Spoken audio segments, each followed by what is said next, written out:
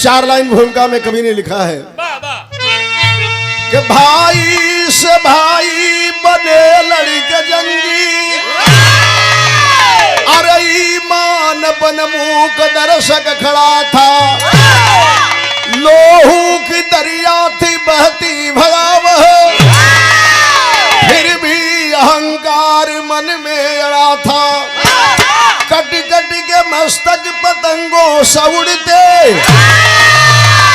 पीड़ा के खंजर पे सामत चढ़ा था, लड़ते कर्णवीर संग में धनंजय, लगता नहीं कौन किससे बड़ा था।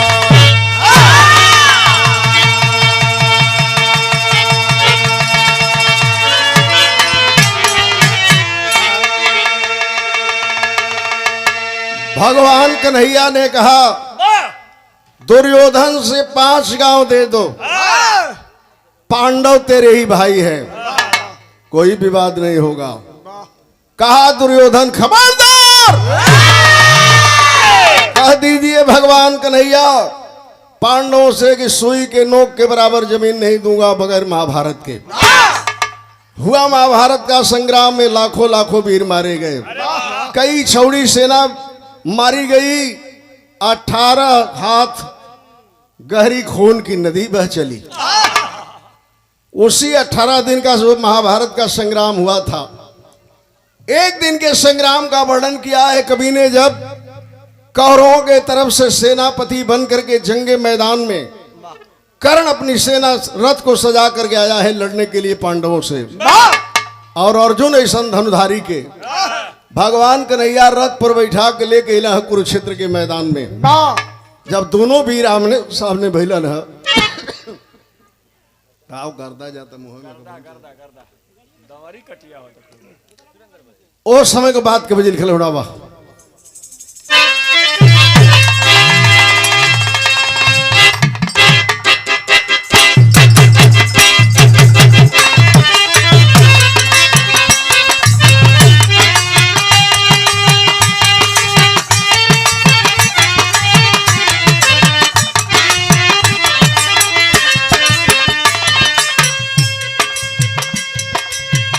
गरदास पटिरे गईले धरतिया समनावा हो बनवा सन सन परसे, बनवा है सन सन परसे, कहते भरत में नयना रे बनवा है सन सन परसे।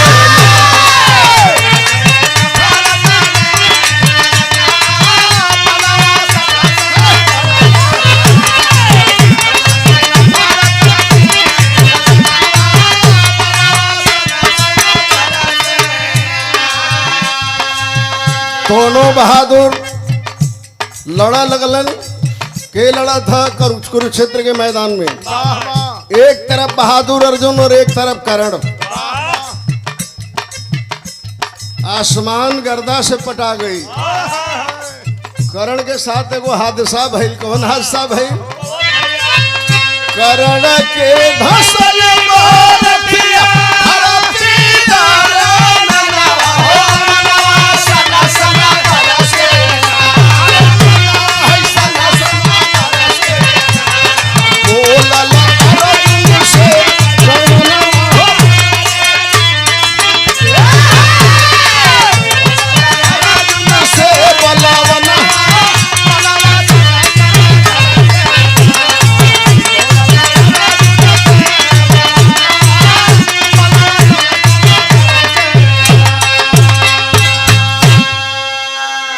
जब कर्ण मारे बाण, तीने पग पीछे रथ जा भगवान कन्हैया के। जना पर अर्जुन बैठल हवन। भगवान कन्हैया कहा कि रे बाह रे बहादुर बाह। आय अर्जुन मारे तो 31 पग पीछे होकर रथ जाओ। बाकी अर्जुन के चबासी नहीं दे। आज जब ओके चबासी कर्ण के भगवान कन्हैया दे तयौरी चुरकी गरम हो जाओ अर्जुन जी के तीने पग पीछे हमार रथ जाता तो कहत हुआ कि बाह रे बहादुर बाह। वही लड़ाई के दरमियान है बाबू कर्ण के रथवा को पहिया जमीन में धंस गई, निहत्था हो गया कर्ण लड़ाई के मैदान में। आंख से आंसू चलने लगे कर्ण के, हाथ जोड़ के निवेदन करने लगा, धनुष बाण रख के कहा अर्जुन से, मेरे भाई अर्जुन हमारी फरियाद सुन लो। क्या कहता है बाबू? अब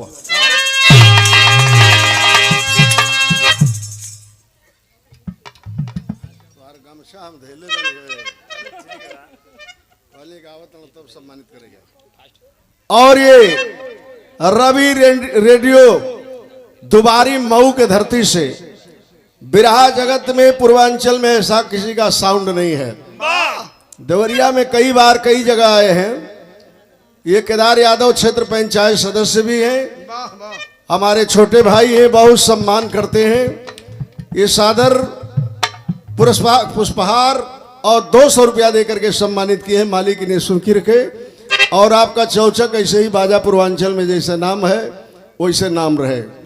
ये बिहार तक जाते हैं बिरहा वालों के साथ।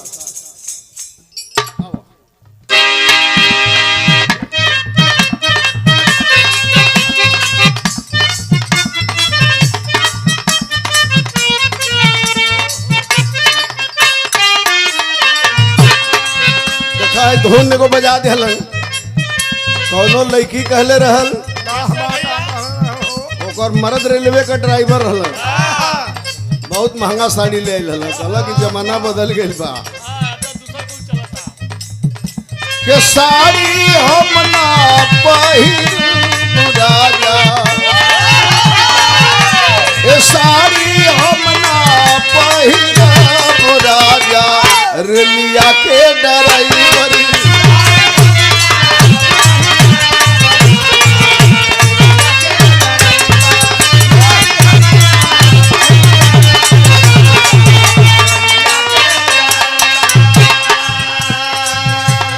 बिरहा को बात सुना।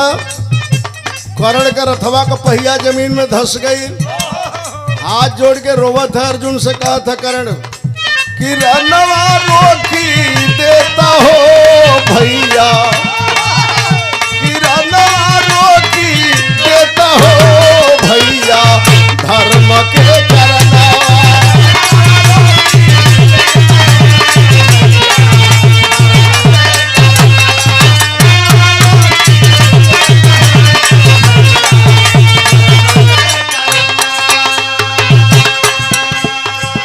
कहा कर्ण गया है अर्जुन मेरे भाई, निहत्थे परिवार नहीं करना चाहिए, ये वीर पुरुष का काम नहीं होता है। हमारा रथ धंस गइल बा तने हमके मोहल्लत पे दवार मत करो।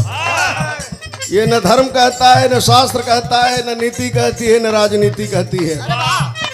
आई मत बुझा अर्जुन की तो से डरात है हम, तनी समय दे दा 20 मिनट का हमके। अर्जुन पूछला का करबो उस समय ने लेके, तो कहला सुना कि कई के धरा से बाहर जाके फिर से लड़क जाएगा छोटा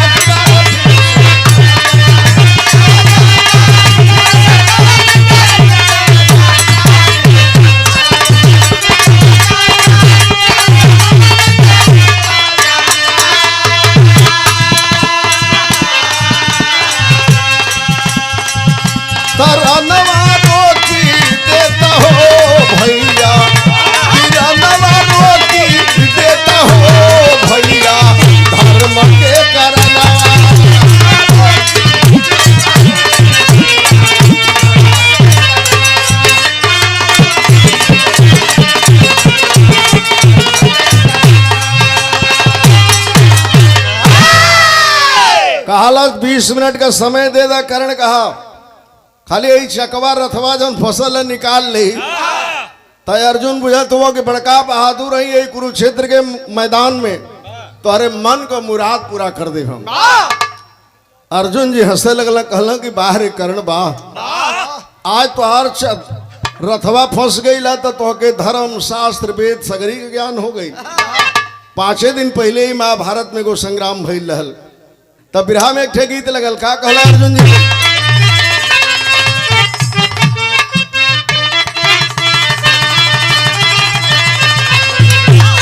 खड़े रहो मुरली वाले, अरे खड़े रहो मुरली वाले, गगरिया भरो भैले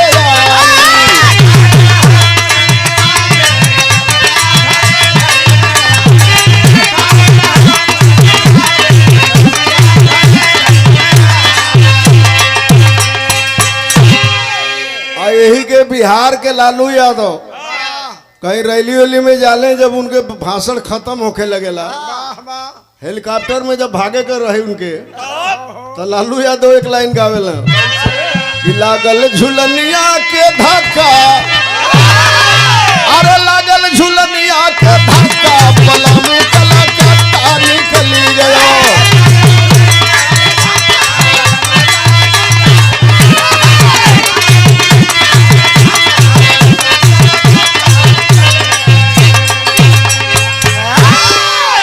अर्जुन जी कहला कि तोके अब तोहार रथ के पहिया फंस गइल बा, तो कहत हो कि नीति नहीं कहेले, राजनीति नहीं कहेले, वेद नहीं कहेला, पुराण नहीं कहेला, निहत्था पवार नहीं करे चाहिए। तो तनी सुना हमार बात। अर्जुन जी कहला करण से कि तब रहल कहवाई मनवा, अरे तब रहल कहवाई मनवा, गइले अभिमन्यु का जनवा।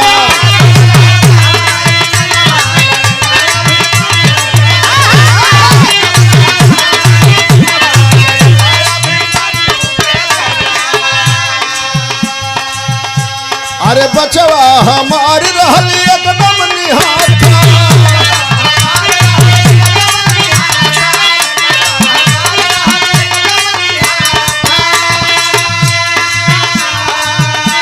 आ घेरी घेरी के जान मरल दुश्मन के जाथा।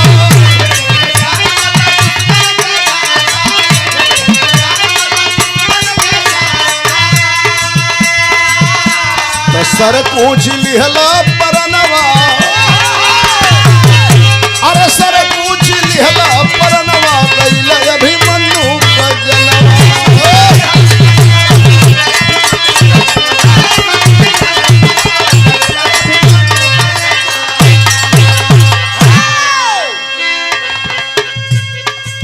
कहला सुना 16 बरस का मेरा बेटा मन्नू कुमार, तो लोगों ने चक्रव्यूह की रचना किया था, 6 फाटक तोड़ दिया, 7वें फाटक पे जाके मेरा बेटा निहत्था हो गया।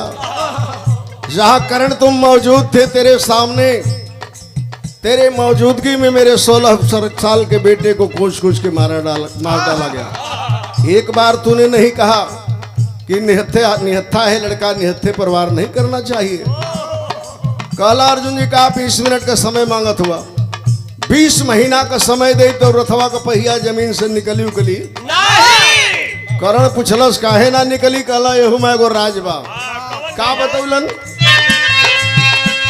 याद कर रहली हम जंगल मझारी,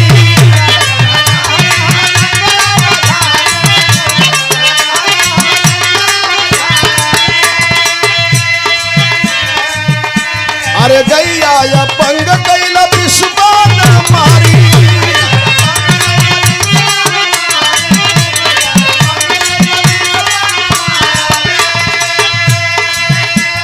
लागल बसाप यही छनवा, अरे लागल बसाप यही छनवा, गइले अभिमन्यु का जनवा।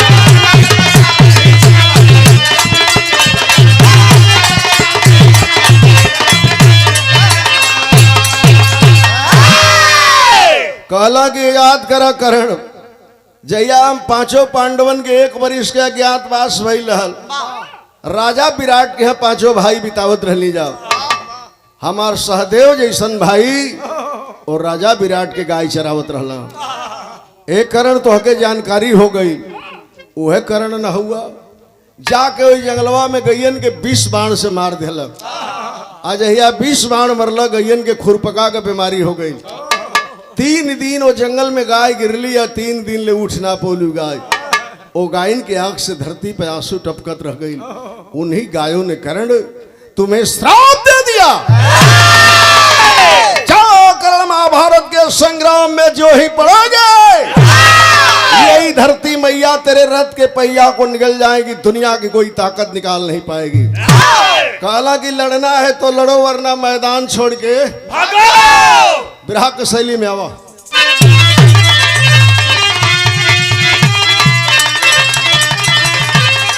कहला अर्जुन जी, अरे मिताई ना बेईमान से होई। देखा रामायण भैया बैठल हवन, चूंकि बनारसी आदमी हवन, और राम प्रवेश भाई बैठल हवन। एगो ऊ जमाना रहल बिरहा के, बिरहा में 50,000 से ऊपर का भीड़ होके। अरे रेडियो टीवी, अरे रेडियो का जमाना रहल, VCR उसियार के जमाना, टीवी भी के नहीं रहल, मोबाइल कुछ ना रहे। सवेरे अगर टीवी रेडियो में बोल दे कि आज 2:20 पर बुल्लू की बिरहा आएगी, बुल्लू यादव की बनारस महमूरगंज वाराणसी से, तो 1 बजे से आदमी 50 को रेडियो लेके बैठ जा गांव में। 2:20 पे जब आवे तो टेरी गाँव में बुल्लू चाचा कैसे भैया? तो कहे कि अरे मोरे राम सवारी वो नैनों में पृथ्वीराज बस गई, क्षत्रिय वंश विभूषण दिल्ली की सिंधु, नैनों में पृथ्वीराज बस गई।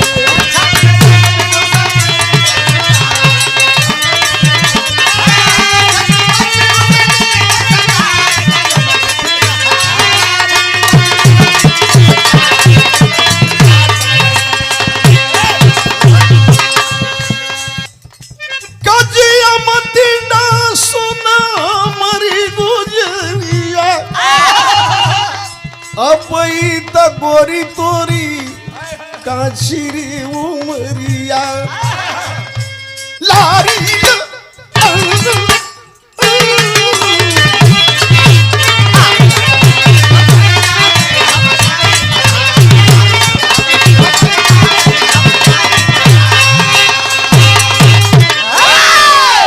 ई त एगो चीज बता दिली जौन बिरहा के विरासत, बिरहा के महापुरुष के चले गए इस दुनिया से। ये कुल चीज तनी सा झलक बाह मन से नहीं हो पाई। राम प्रवेश भैया, रामायण भैया, लेकिन तनी याद तो जरूरी आ जाए कि हाँ बुल्लू चचा इसे गाँव में। केदार भैया बिरहा के शैली में कबीर कहने लगा, अरे मिताई ना बेईमान से होई, गरज उठी बरसावे अर्जुन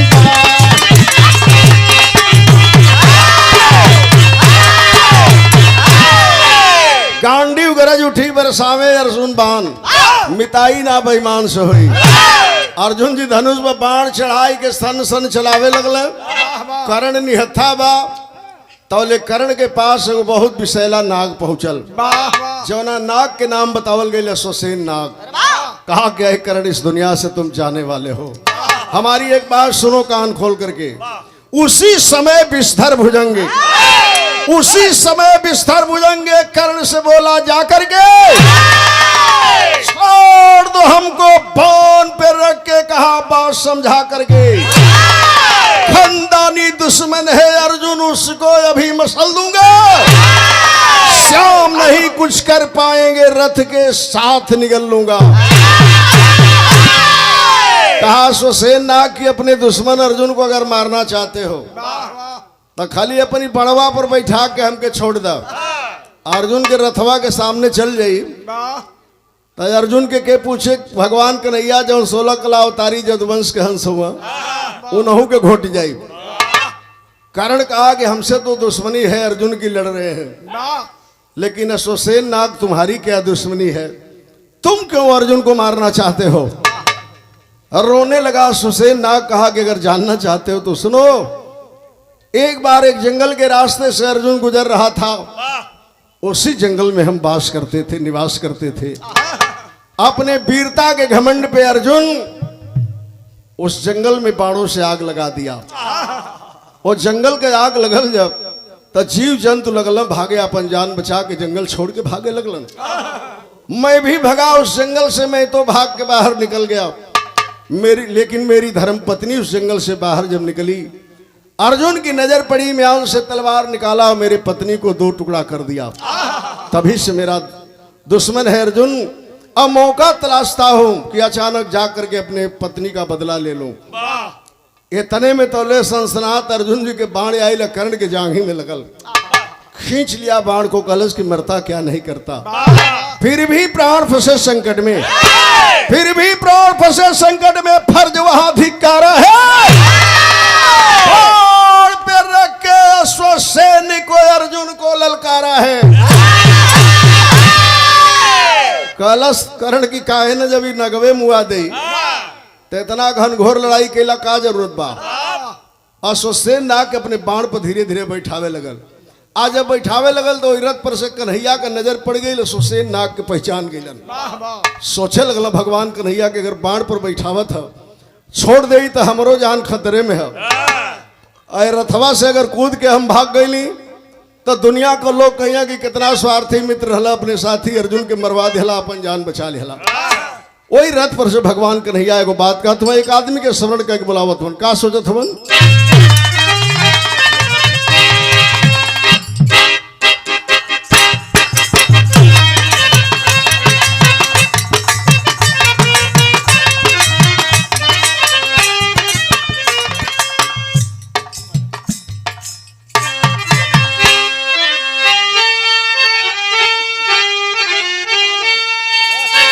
वह गीत बजा दिल तरह से बढ़िया बिरहा का बात बा कि सोचे ले कन्हैया हमारी अरे अखिया के समन रनवा बीचे हो रनवा बीचे आ जाई है मिटऊ के परना हो रनवा बीचे ना।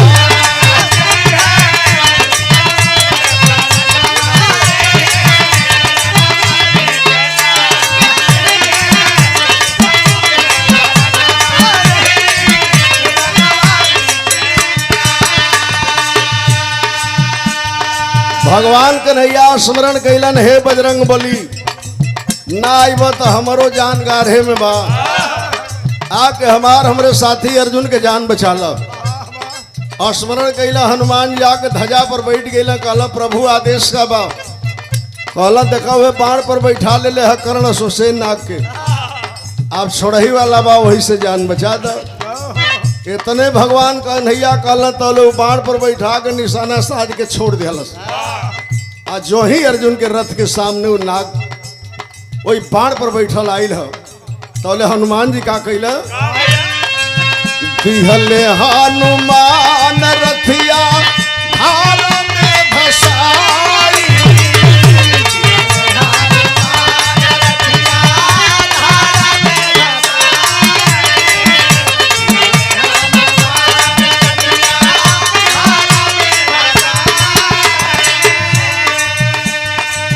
मुकुट लेके अश्वसेन चला है पराई हो।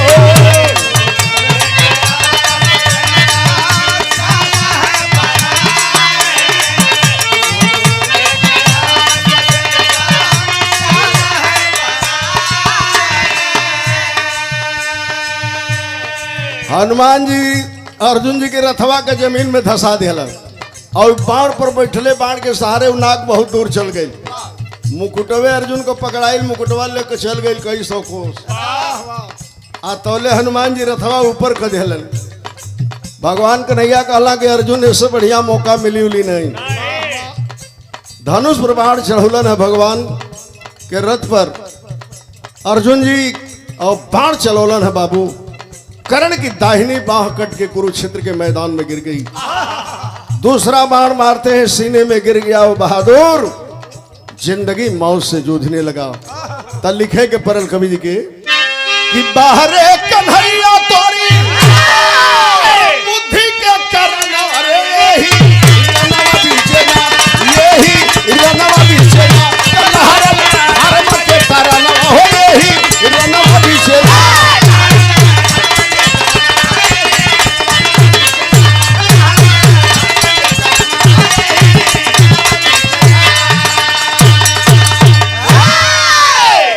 गिर गया बहादुर कर्ण बाबू जंगे मैदान में। जिंदगी और मौत से जूझ रहा है।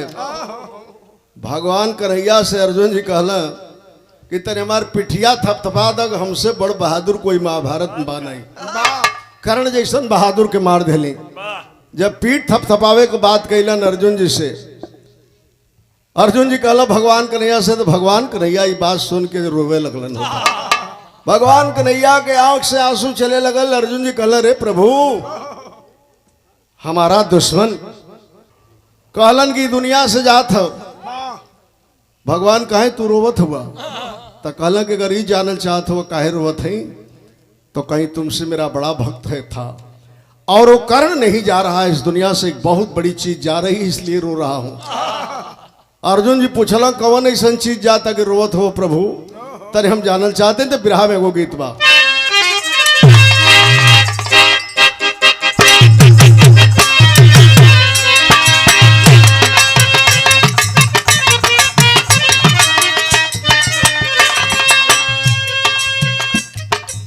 चंचल कोनो लड़का रहल, दूसरा कोनो लड़कियों से मोहब्बत तक कैले रहल, बड़ी डेरात रहल केदार भाई। तो लड़कवा कहल के सुन, या तो खत्म कर दे नहीं तो सुन। कहले रहल कि अरे जब प्यार हो, जब प्यार किया तो डरना क्या रे, जब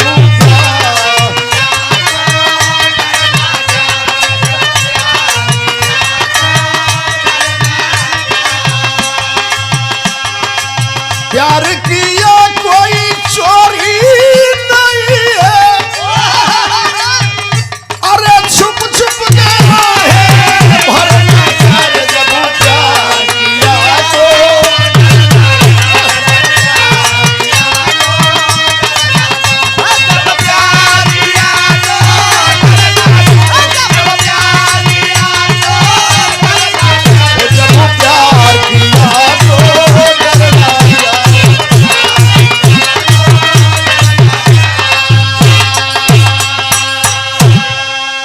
अर्जुन जी पूछत हवन का जात हो? भगवान कन्हैया बतावत हवन कि का धरती से जात हो, कर्ण नहीं जात हो। का बतौलन है? काला की धरती से, काला की धरती से बहादुर दानी चला धरती से।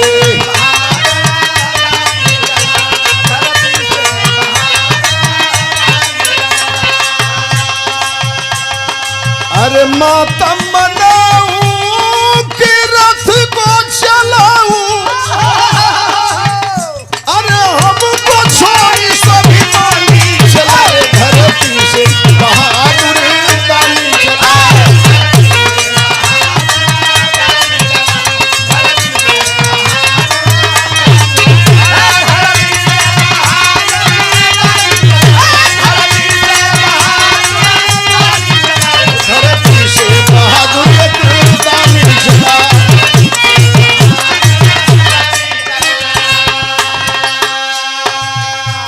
कहला कि एक महादानी जा रहा है भैया हो। कहला कि अगर जनले चाहत हो तो सुनो, ऐसा बड़ दानी धरती पे कोई आवे वाला नहीं भाई से रोत है। अब बहादुरी की बात करते हो तो सुनो कि वैसा नहीं कोई काका धुरंधर,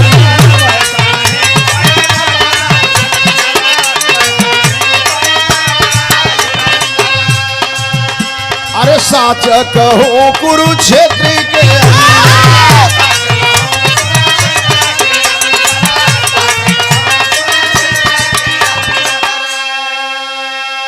अरे आज करे जा फाटा अर्जुन, हम तो छोड़ी सलामी चला रे धरती से, बहादुर दानी चला।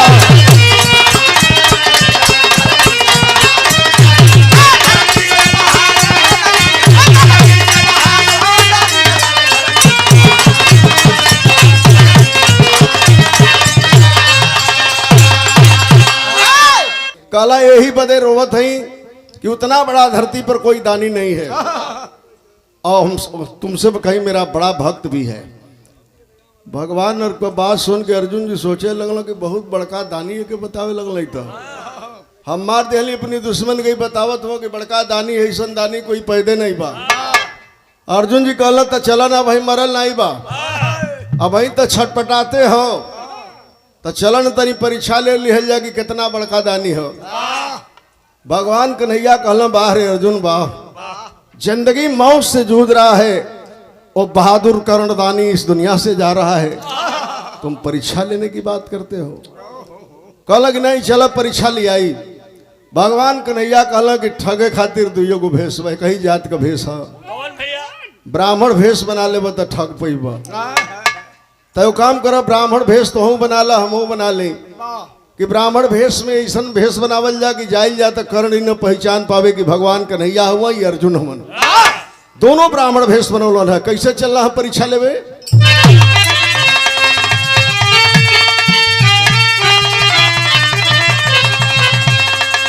ये हठिला धनंजय भइले, अरे सोचल मुरारी बाबू,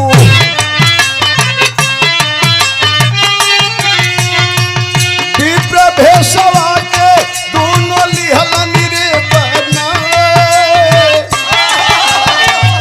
बिटिया के शादी बदे मांगला रुपया जाके, कहा कर्ण सोना वाके दांत खाली बाए। ब्राह्मण भेष में दोनों गईला, जयकारा लगावे लगलन की दानी की जय हो, महादानी की जय हो। कर्ण कहा कि हे विप्र देवता लोग कैसे आना हुआ? दोनों लोग कहला कि हम बहुत दरिद्र ब्राह्मण हैं, महागरीब ब्राह्मण बानी, ये धरती पर एक वक्त के रोटी अगर मिलेला तो दूसरा वक्त के उपासे बा। दोनों ब्राह्मण के जवान लड़की है, हमन के पास कुछ बा नहीं। करण तो हर बड़ा नाम सुन ले रही जा कि बहुत बड़ा दानी हुआ, कुछ दे देता अपने बेटिन के ब्याह करके कह देती जा हमन के उद्धार हो जाए।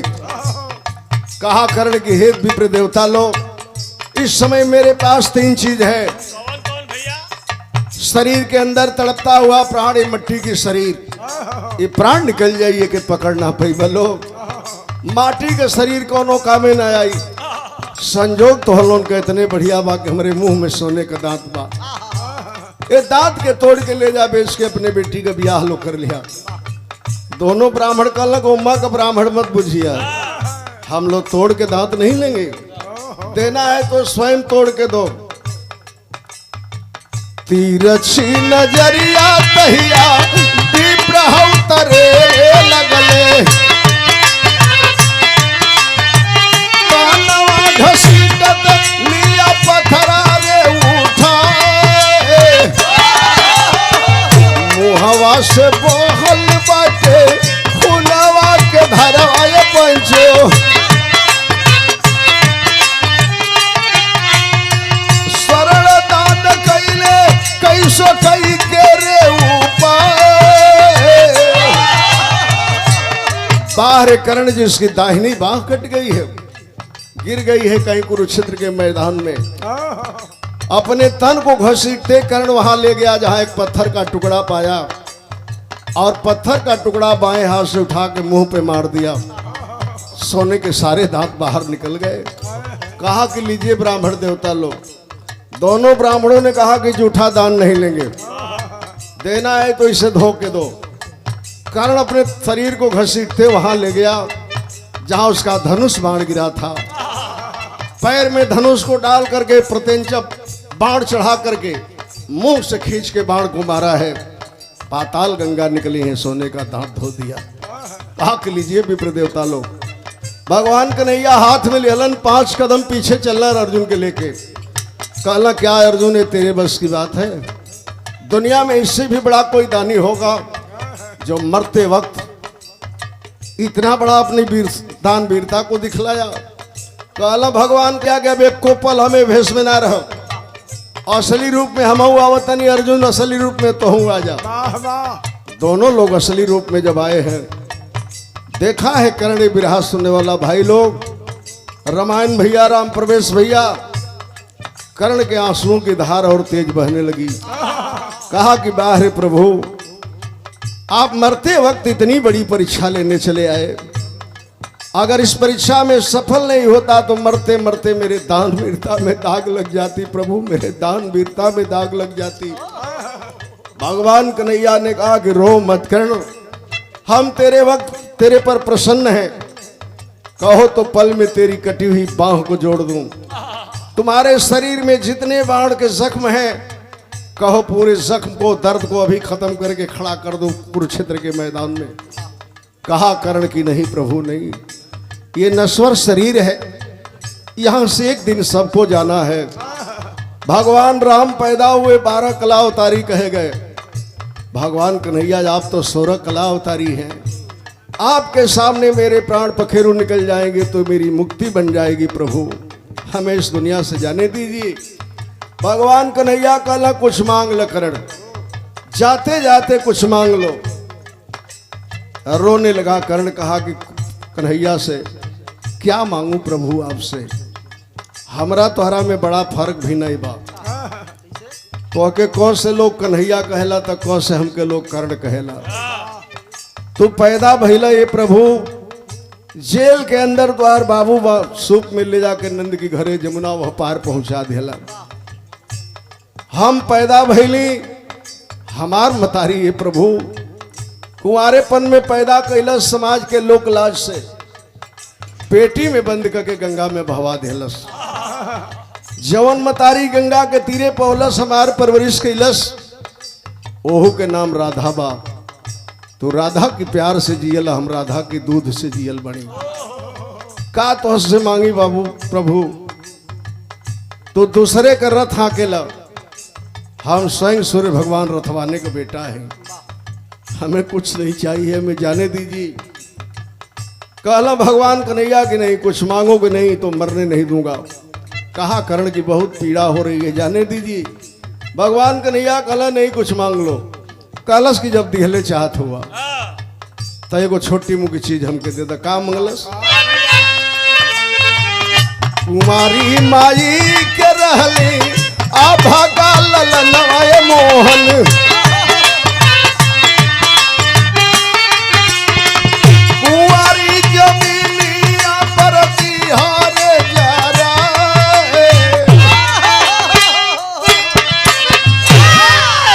कलश करण किए प्रभु। कुंवार मातारी हमार कुंवारेपन में पैदा कैले रहल, कुंवार माई से पैदा है। कहीं धरती पर शुद्ध कुंवार जमीन मिल जाओ, वही हमार दास संस्कार कर दिया। यह हम तो से मांगत हैं। भगवान कन्हैया कहलन कि मैं मस्त जरूर पूरा करूंगा। लेकिन कर्ण कलश के अब हम जाते नहीं प्रभु ये दुनिया से, लेकिन कष्ट एक ही बात का है प्रभु। भगवान कन्हैया कि अपने दुश्मन को भी बाएं हाथ से सलाम नहीं करना चाहिए, लेकिन आपका भक्त मजबूर है कि मेरी दाहिनी बाह कहीं कट के गिर गई है, इसलिए बाएं हाथ से आपको प्रणाम करता हूं, स्वीकार कीजिए प्रभु, हमें जाने दीजिए। भगवान कन्हैया ने विदा किया और उस कुरुक्षेत्र के मैदान में अंतिम सांस ले लिया कर्ण। भगवान उसकी आत्मा को कैसे पूरा करते हैं मन्नत को, आओ।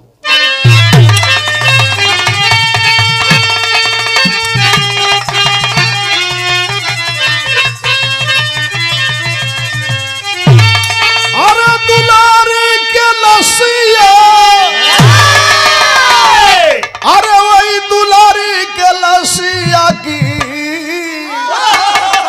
हई करण दुलारी के लसिया लेके घूमे मदाना मुरार होती, करण दुलार के लसिया।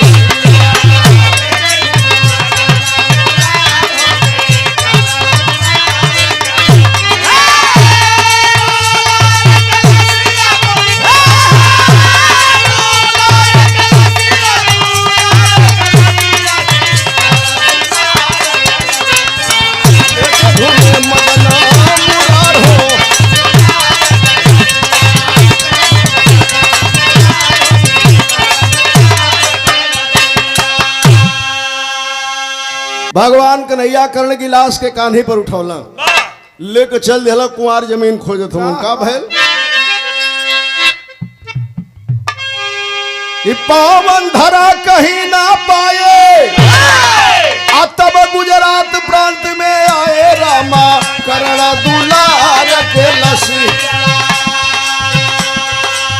गैले नदी ताप्ती के किनार होले करण दुलार के लसिया।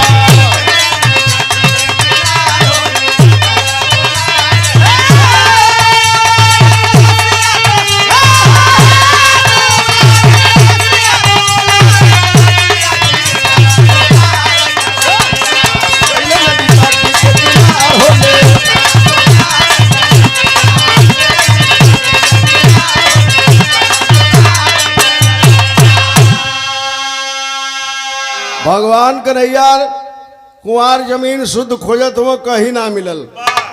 प्रमाण मिलता है कि कंधे पर लाश लेकर के चले गए गुजरात प्रांत में। ताप्ती नदी के किनारे भगवान पहुंचलन तो जैन का पोलन के धरती तिल बराबर न्यारी, अरे सुई पे रखल हाथ मुरारी रामा करण दुलार की। करण दुलार की कई के जतनवा दिहला जार होती करण दुलार के लसिया।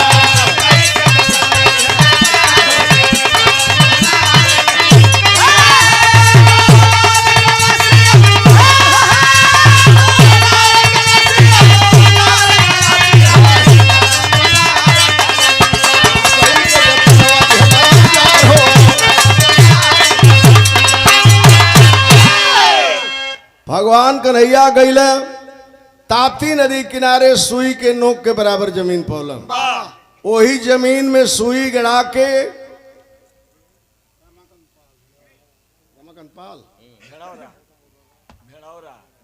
और ये रमाकांत पाल जी भेड़ौरा के पावन धरती से सादर 50 रुपए का पुरस्कार मालिक सुख रखे। सुई गड़ा के और वही पर अपन भगवान हथेली रखला, हथेली के विस्तार चौड़ा कैलन, ऊपर चिता सजा के करण का लाश रखला, लाश रख के जरा के अंतिम संस्कार कर दिलन। पूरे हिंदुस्तान में जहां भी जाएंगे श्मशान घाट पे मुर्दा जलाने का कर लिया जाता है, लेकिन उस जहां कर्ण की लाश को भगवान जलाए थे उस घाट का नाम है सोनी घाट। आज भी वहां मुर्दा जलाने का कर नहीं लिया जाता है। तो कहना है बाबू के पुराने भक्तों की अभिलाषा, अरे दर से कोई न लौटा प्यासा रामा करण दुलार की लसी। करण दुलार की यही से कहाला करतार हो कि करण दुलार की लसी।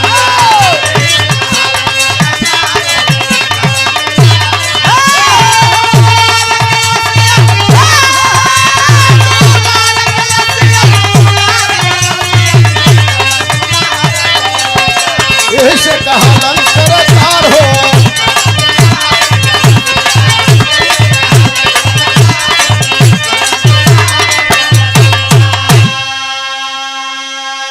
यही से कभी कहानी का अंत करते हैं। कहना है कि ये भैया तब अर्जुन हुए खामोश, अरे सभा में कहे कभी संतोष।